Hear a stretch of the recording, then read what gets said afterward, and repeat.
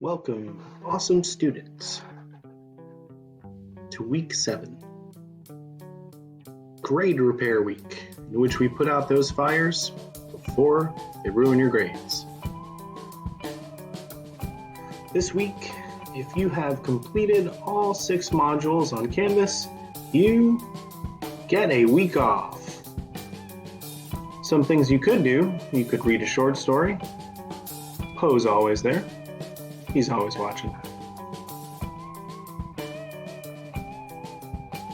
If you have not completed all 6 modules, please take the week to catch up.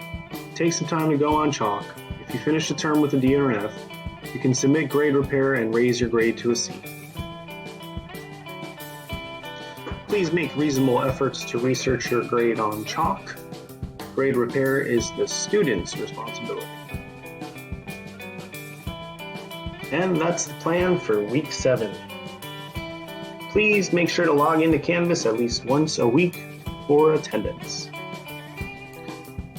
So those of you that are caught up for the week, please enjoy your week off. Otherwise, please take advantage of the opportunity to fix your grade. So that'll be it for this week.